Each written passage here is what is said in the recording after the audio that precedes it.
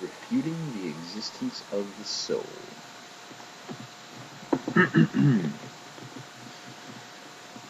Okay, so here's why souls can't exist, and therefore there can be no afterlife.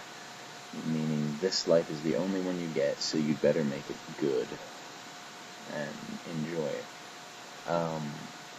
Okay, so let's define the soul as being a supernatural force or entity.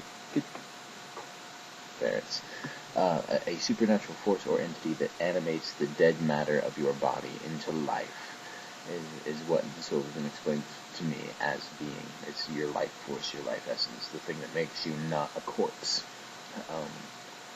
But actually, you're not a corpse because you're alive. So anyway, in order to free will is usually tied into there in some way as well. You're able to make decisions, and your life is not completely deterministic because of free will, because of your soul. So how could that not exist? Well, we could prove that it exists by, in order to manipulate the behavior of the matter of your body, it would have to exert energy on your body. And since it is a supernatural being, this energy would have to come from a supernatural realm outside of the physical universe. Because if it's just energy from the physical universe, it's going to behave according to the laws of the physical universe. It's not going to have supernatural properties at all, much like we find in reality. But if it did this, if there was energy coming in from a supernatural realm outside of the universe, we would be able to detect that, because that would be a net increase in energy in the physical world, which obviously violates the law of conservation of energy and matter.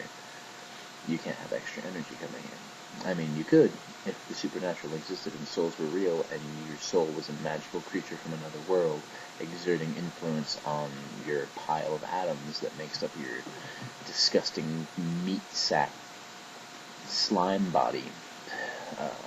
But we don't find that this is the case. And further research could be done, not by me.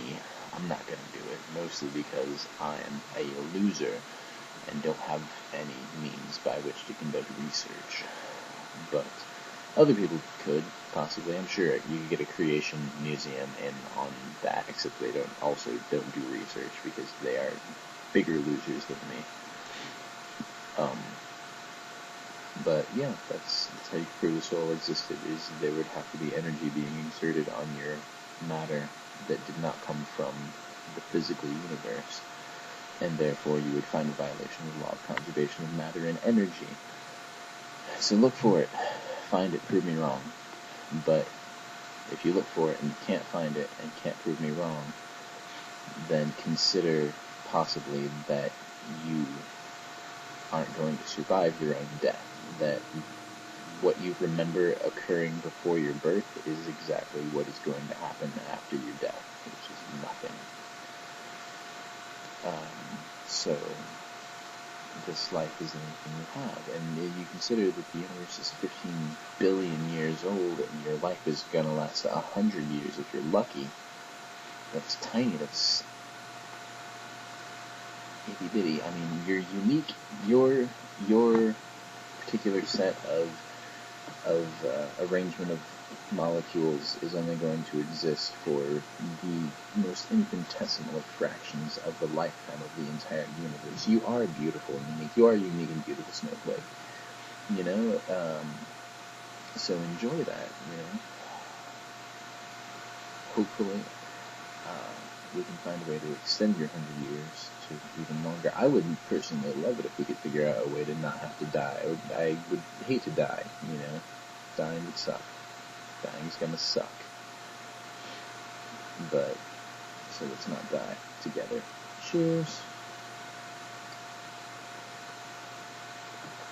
That was a disgusting sound, probably. I think the microphone picked it up.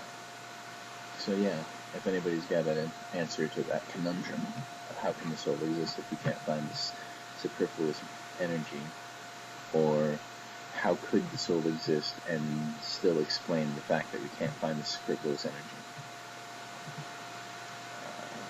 exerted on the natural universe. Love to hear back from you. Bye.